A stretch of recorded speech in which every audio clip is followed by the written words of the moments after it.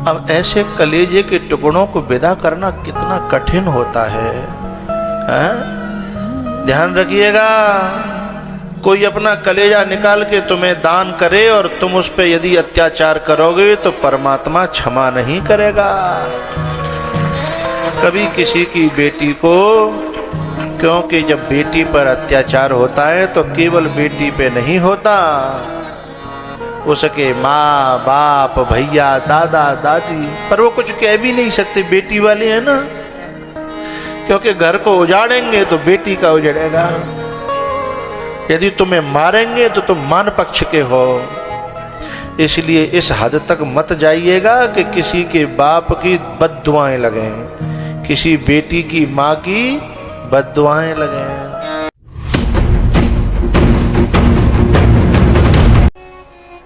एक बात बताऊं भैया, ये जो हमारी जो नन्ही नन्ही बच्चियां हैं, जब इनकी शादी पक्की होती है तो भी रोना आता है, और जब पीरी चिट्ठी जाती है तो भी रोना आता है, और फिर जिस दिन भमरिया पड़ती हैं और जब सातवीं भमरिया आती है और जब शब्द ये निकलता है कि अब तो बेटी बाबुल की, साजन की, उस समय हृदय की ग्रंथियां टूट जाती हैं, रोना आता है। और सबसे ज़्यादा हृदय तब टूट जाता है जब भाई कंधे पे धर के और जब डोली में बिठाता है ना, और सब घर रो रहा होता है, माँ रो रही होती है, सखियाँ रो रही होती हैं, और गजब तो तब होता है, आश्चर्य तब होता है, एक ऐसा इंसान रोता है जिसकी कोई कल्पना नहीं कर सकता था। पता है कौन? भैया, जो लड़ता था 24 घंटा, वो भी रो जाता है। उससे कोई पूछे तू क्यों रोया रे, तब वो कहता है लड़ता तो मैं था, इसने तो न जाने कितनी बार मुझे पिटने से बचाया। पापा गुस्सा होते थे तो मेरी गलती अपने ऊपर ले लेती थी, मैं कितना भी नाराज हो जाऊं और ये कितनी भी नाराज हो जाए, लेकिन शाम को खाना पहले मेरे लिए लाती थी, भले ही भाषा कड़क थी कि ले खा ले, लेकिन बिना खवाए खाती नहीं थी। न जाने कितनी बार मेरा होमवर्क खुद किया, मैं क्लास में पिट न जाऊं।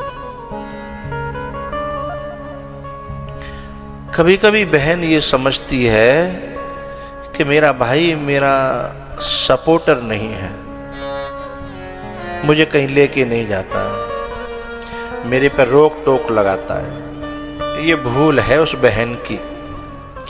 वो रोक टोक लगाता है इसलिए कि वो इतना प्यार करता है कि किसी उठती हुई आंख को वो देख नहीं सकता, या तो मर जाएगा या मार देगा, और वो एक कंडीशन लाना नहीं चाहता। लेकिन इस बात को जो बहन समझती है वो धन्य है। जो बहन इस संवेदना को जानती है वह आदरणीय है, सम्माननीय है, वो कन्या पूजनीय है। इसलिए जो बहन ये समझती है तो वो रो करके अपने भैया से यही कहती है, मैं समझती हूँ भैया,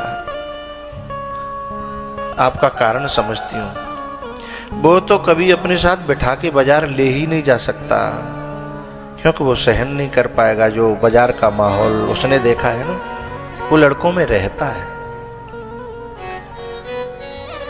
तो जिस दिन वो विदा करता है ना, उस दिन वो भी रो पड़ता है। बोले तू क्यों रोयो?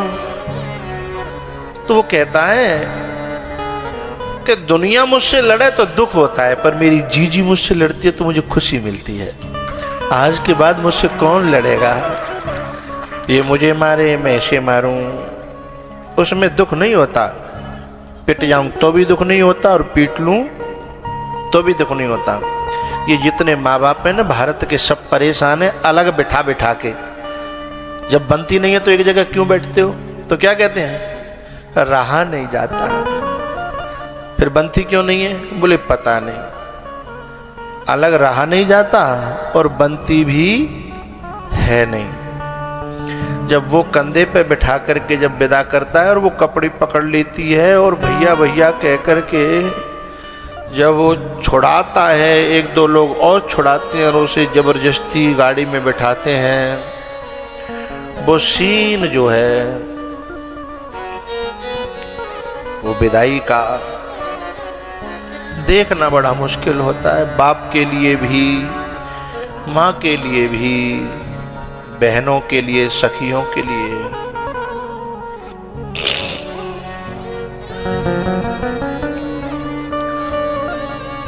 रे नाने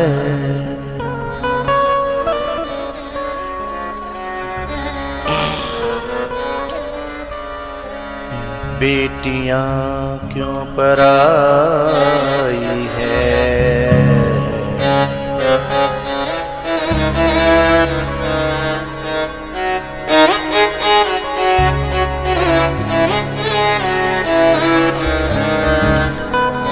पता नहीं किसने ये रीति बनाई है।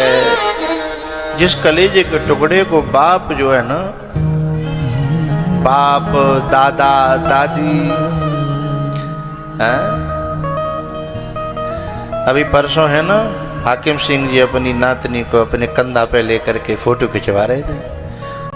अब ऐसे कलेजे के टुकड़ों को विदा करना कितना कठिन होता है, ध्यान रखिएगा। कोई अपना कलेजा निकाल के तुम्हें दान करे और तुम उस पे यदि अत्याचार करोगे तो परमात्मा क्षमा नहीं करेगा। कभी किसी की बेटी को, क्योंकि जब बेटी पर अत्याचार होता है तो केवल बेटी पे नहीं होता, उसके माँ बाप भैया दादा दादी पर वो कुछ कह भी नहीं सकते, बेटी वाले हैं ना, क्योंकि घर को उजाड़ेंगे तो बेटी का उजड़ेगा। यदि तुम्हें मारेंगे तो तुम मान पक्ष के हो। इसलिए इस हद तक मत जाइएगा कि किसी के बाप की बद्दुआएं लगें, किसी बेटी की माँ की बद्दुआएं लगें। मुझे माँ से गिला मिला ये क्यों सिला, बेटियां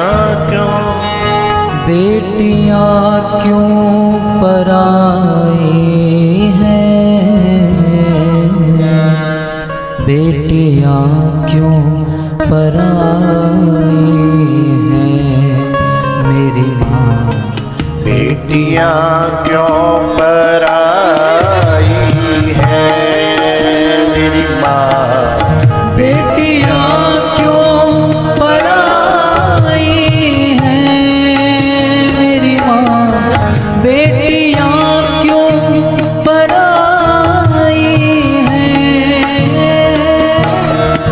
मुझे माँ से गिला मिला ये क्यों सिला,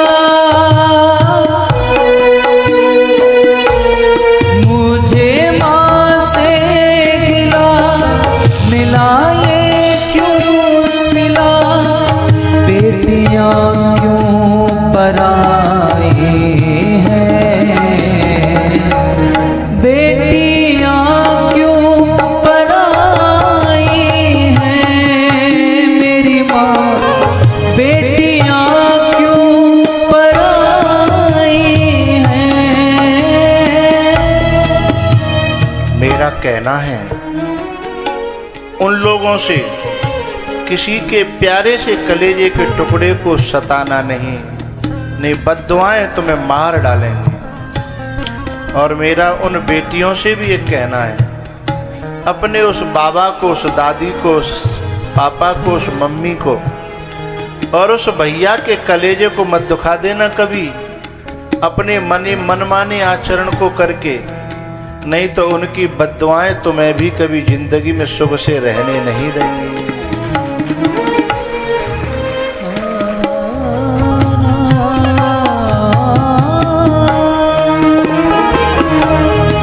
खेली कूदी में जिस आंगन में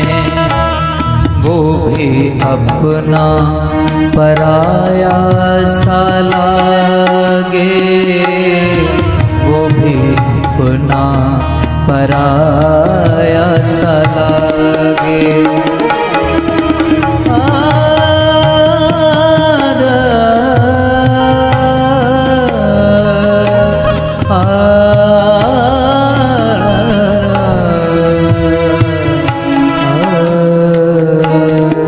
खेली कूदी में जिस आंगन में, वो भी अपना पराया सा लागे, वो भी अपना पराया सा लागे।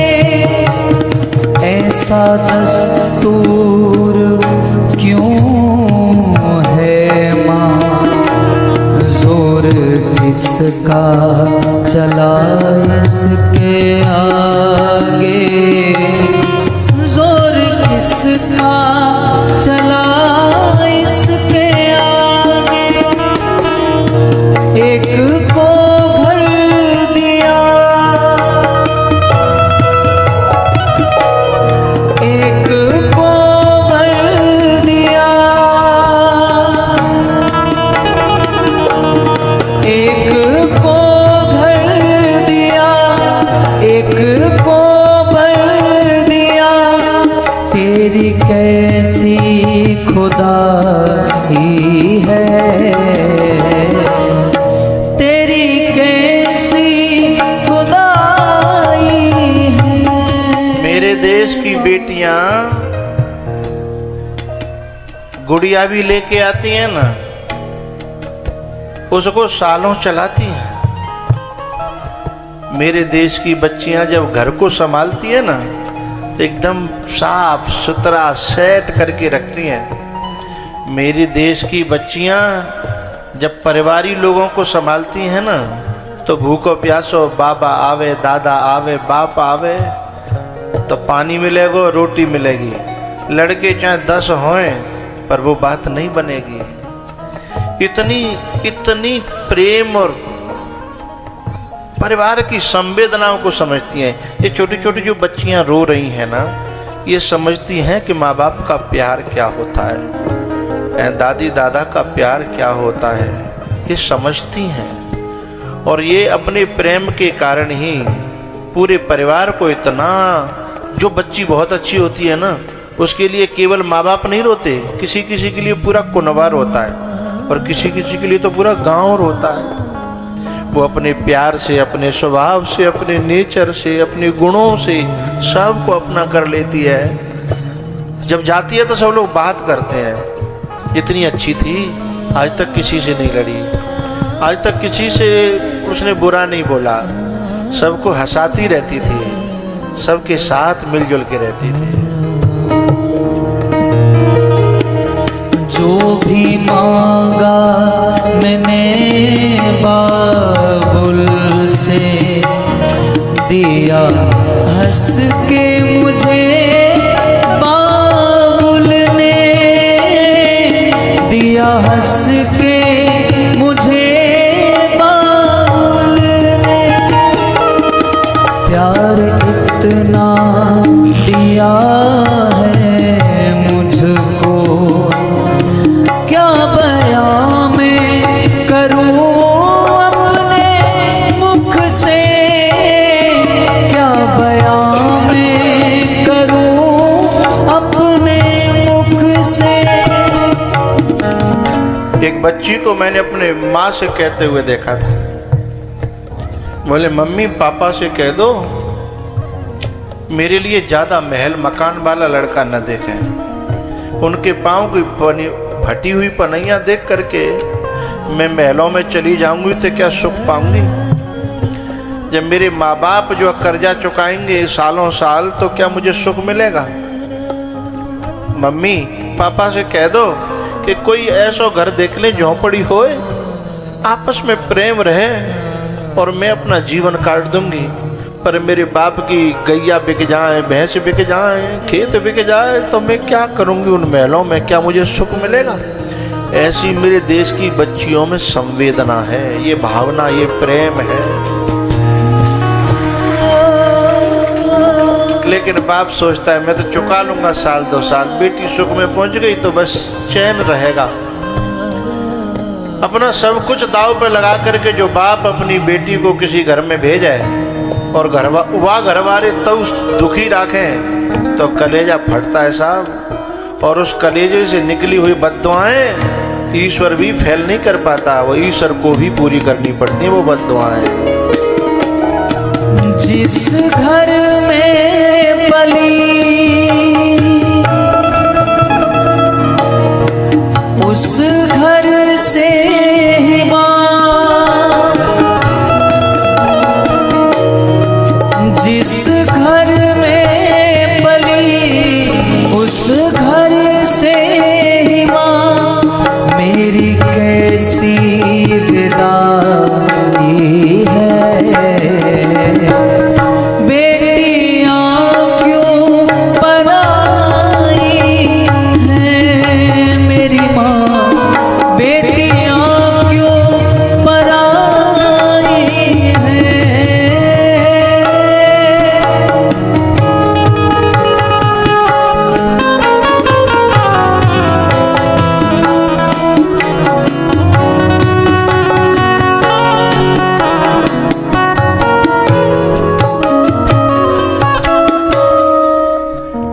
बच्ची की जब विदाई होने वाली होती है तो वो ये देख देख के रोती है कि ये मेरे चाचा हैं और आज के बाद मेरे ऊपर इनका अधिकार नहीं रहेगा, क्योंकि वो जब भेजेंगे तब मैं आऊंगी, नहीं भेजेंगे तो नहीं आऊंगी। ये मेरे चाचा, ताऊ, दादा, दादी ये सब मेरे पराये हो जाएंगे और जिन्हें मैं जानती तक नहीं हूं उनका अधिकार मेरे ऊपर जीवन भर रहेगा। ये प्रश्न उठता है। ये गली गिरारे, ये मेरो कमरा, ये सब मेरो गांव, ये सब को देख करके उसे रोना आता है। बस इसी प्रकार से भगवान भी ग्वाल वालों में, गैयाओं में, बछड़ाओं में, उन सब में इतने रम गए थे कि आज जाने का दिन आया तो उनको भी वो सब देख देख के रोना आ रहा है। और वो बच्ची है ना, छुप छुप के रोती है, फिर इधर चली जाएगी, कभी उधर चली जाएगी। लोग कहते हैं अभी तो ब्याह ना भयो, बड़ी बदल गई है। अरे वो छुपाती फिर रही है अपने आंसुओं को, उसे रोना आ रहा है। वो अपने गम को, अपने दुख को छुपा रही है। भगवान भी ऐसे अलग अलग जा करके कदम के पेड़ के नीचे जाके बैठ गए, लेट गए। सब ग्वाल वाल आए, लाला चल खेलेंगे। अब ग्वाल वालों को तो कुछ पता नहीं है कि कल क्या होने वाला है।